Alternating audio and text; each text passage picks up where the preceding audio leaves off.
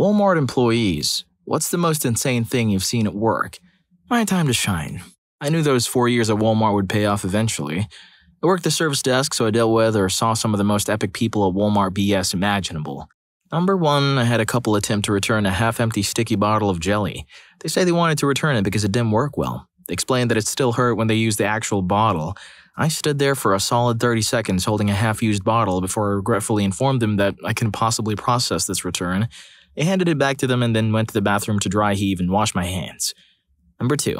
I had a middle-aged guy come in and ask for a paper job application because, for whatever reason, he didn't feel comfortable using the online kiosk. Okay, whatever. It's a slow night and I don't have anything to do. I scrounged up a paper application and he started to fill it out at the desk. We casually talked while he was filling it out. He was funny and we had the same taste in books. Once he got to the application question, "Have you ever been in trouble with the law?"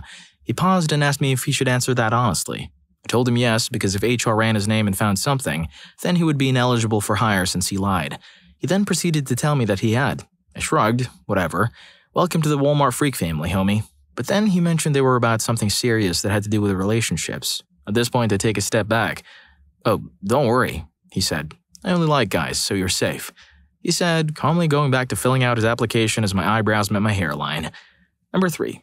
We had a customer. We called her Huffy because she would come in and sniff something called aerosol dust remover that people used to clean their keyboards. But sniffing it made her feel funny and she passed out in the bathroom for a few hours. I should also tell you that at the end of our parking lot was a small grassy median, and on the other side of the median is a Burger King. Remember this note.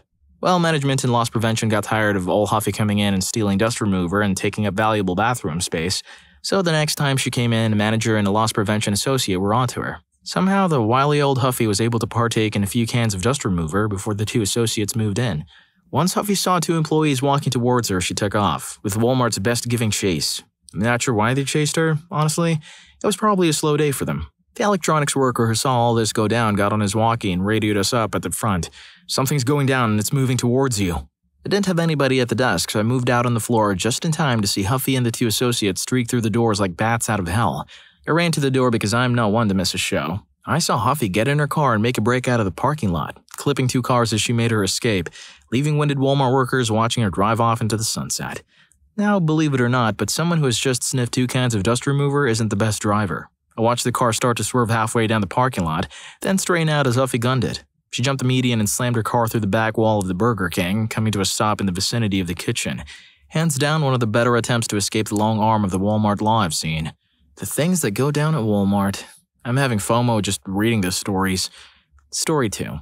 I used to work for a cell phone carrier at a little folding table near the front door of Walmart. This was 15 to 20 years ago when Walmart themselves did not sell cell phones, way back before phones went digital, and in most parts of the country there were only 2 carriers to choose from. I was selling Motorola flip phones and bag phones, so this was a while back. I moved from store to store around a medium-sized metro area. There were about 8 Walmarts in town, and my team all took turns with them. Anyway, this particular day I was stationed at a Walmart in a very ghetto part of town. One of those places where loss prevention had loads of staff while still getting robbed all the time. Junkies drifting around all the time and just tons of run-for-the-door petty theft and fast-hands make-change scams. It was a lively place to be. As it happened, a tropical storm was rolling into town. It was 2 to 3 in the afternoon, overcast and a bit dark outside, and the power went out. Nowadays, there are immediate battery backup lights that turn on, but back then, there was a generator, and it took a good 2 minutes before it self-started and the lights came back on. The other thing worth mentioning is that this was an older store, built in the 80s, so lower ceilings than the modern ones and back before they put skylights everywhere. The point is, it was pitch black in the building for a good couple of minutes. Aside from the handful of emergency exit signs, there were no lights. Now, you remember back in grade school when the power would go out and everyone in the class would just start screaming because they could? Well, it was like that. I was about 20 yards into the building, sitting at a little card table just past a little hot dog stand and restaurant place, and the roar of noise was deafening and immediate. And then, after about 20 seconds, people seemed to realize that the lights were not going to come right back on, and there was opportunity afoot. And it happened. Seemingly all at once, damn near every customer in the building grabbed a handful of whatever they were standing next to and made a run for the door. It was, and still is, one of the craziest things I've ever seen. I was sitting next to a little half-height wall and close enough to the door that I was not in total darkness, so everyone was running past me, not into me. And I literally had front row seating for this whole thing. For 30 seconds, it was just streams of people dragging all kinds of crap along with them, while the 2 security guards who worked the front door were frantically trying to stop them and grabbing at whatever they were carrying. Someone grabbed 2 of the display model phones off my little table as he went past. There were empty shelves with a weight inside, so no real loss. 2 minutes later, the lights all kicked back on and it was just me, the employees, and a few retirees who were all looking a bit dazed at the whole thing. And all the clothes racks had been knocked over, stuff was everywhere. Some jerk had managed to pull the whole rack of bicycles off the wall in the toy section. It looked like a disaster had hit. It took them damn near a week to get it all back to normal. They closed the store for a day just to get it cleaned up enough to let people back in, and they had a few places roped off for a few days while they fixed broken racks and stuff. It was kind of incredible. 2 minutes without power in a Walmart is all that separates modern society from absolute anarchy. Ponder that for a moment. Story 3. I don't know if you want looks or behavior, so I'll try to cover both. I worked overnights. My store was right across the street from a hospital, but only a couple blocks away from a nightclub, so you can only guess the variety of people I saw. I worked on the grocery side of the store, not general merchandise, so I didn't see a lot of crazy stuff. I mostly had to deal with rude idiots. For instance, customers would refuse to move while I was pulling pallets and insist that I go around them, in addition to all the holiday displays and construction. Yeah, that's not happening. Customers getting angry at me that food items don't come in smaller sizes, as if I personally did this to mess with them. Getting hit on by randos at 1:30 in the morning. Specifically, I had a guy ask me where the bathrooms were as an excuse to talk or flirt with me. He also thought telling me he'd just gone out of prison would really impress me or something. People would open up the cooler doors to the dairy and stick their heads in to see where products were instead of finding an employee on the floor. Mind you, there's a bunch of giant cooling fans in the dairy cooler that make it impossible to hear anything.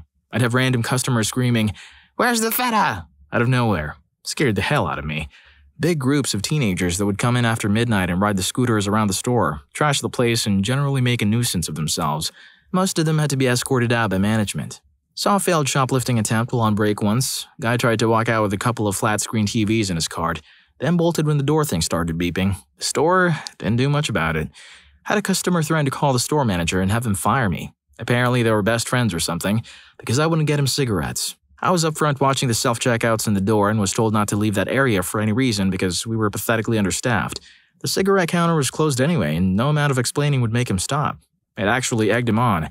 I was putting my job at risk either way, so I got his damn cigarettes.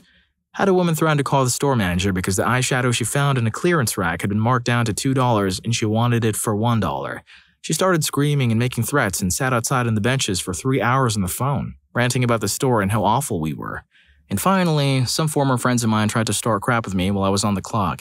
They followed me to my department and were opening up all the outside dairy cooler doors to try and scream at me, so I hid in the meat freezer until another employee came through and I told him to get out. Story 4. I saw a dwarf security guard take a flying leap into and rough up an old black man in a Hawaiian shirt who was trying to steal about $600 worth of steak. The steak guy did this once a month or so. He would just fill up his shopping cart with steaks, briskets, pork ribs, etc., head up to the front, act like he was going to check out, then barrel through the exit doors and dump it into a waiting truck. They never got a clear play and were trying to catch him in the act. I was working my counter and heard behind me, "Sir, don't do it. Just step away from the cart." Walmart security is in plainclothes and has no legal authority. They can detain you and defend themselves, but they can't restrain you. You can leave whenever you want. So I turn around and I see this guy with a shopping cart full of steaks and he's looking cagey as hell. He's starting to stammer and come up with excuses while simultaneously trying to play it off. "Sir, just come with us, please. Let go of the cart, sir." The guard trying to get him calm was the head of security there. He was a chill guy in his 30s, but built like a brick house. You might think he was chubby if you looked at him. You wouldn't dream he could bench like 340 plus pounds. So the steak guy makes his break. He tries to blow past Chubbs and McMuscles, and they end up going into a stack of DVDs. Then came Eric. Eric was, I'm honestly not sure he would qualify as a dwarf, perhaps just a guy with a growing disability. He was about 4 feet tall, max. He would look like a 12-year-old except for the fact that he was completely yoked. It was one of those just itching for action type guys. He seemed like he had something to prove. So Muscle Chubbs and Steak Guy are now down in the DVDs, and Steak Guy goes to get up, and here comes Eric. I'm probably wrong, but I swear in my mind I heard, "Yeah!" The little giant leapt through the air, both feet out, and just cannonballed this guy. He went down again. I heard Chubbs yell, "Eric, no!" as he scrambled onto the guy's chest and just started throwing little hands into the dude. Just wham, wham, wham, wham. This is not what they teach you to do in Walmart security. Loss prevention, I think, is the official department. Eric was fired pretty much immediately. Walmart got sued, and they'd have been better off just letting the guy run out with the steaks. But boy, what a show. You know what they say about short people? They can't keep that rage bottled up because of the small container. Story 5. A couple of employee stories by a customer, if that counts. First one, checking out in a Walmart when the cashier started getting chatty, telling me she mostly worked at Walmart for the insurance, but her main source of income was an adult phone operator. She told me how much money she made and straight up told me she bet I'd be great at it too. I am practically phobic of awkward conversations, so I just mumbled something about not having a good voice for that, at which point she said, "Oh, you never use real voice. You make up characters." Then she proceeded to give me a demo of all her characters. I didn't go back to that Walmart for years. The second one is all on me. In a different local Walmart, there was one greeter who was super nice and friendly, and I always stopped to chat with him for a few minutes, but always just about boring stuff like the weather, nothing personal, for a couple of years. In my defense, I'd only ever seen two types of people working as Walmart greeters, the elderly and the disabled, physical or mental. This guy was not old and had no apparent physical disabilities, so I just kind of assumed he had a mental impairment of some sort. The fact he was cheerful about being a Walmart greeter added to this assumption. Nope. It turns out he also worked at Walmart for insurance for himself and his kids, but his real job was owning a long-standing karate school, and he himself was a multi-level black belt. I never knew I'd originally assumed he was mentally disabled, and I learned a very valuable and lasting lesson about assumptions and judging people by job or appearance.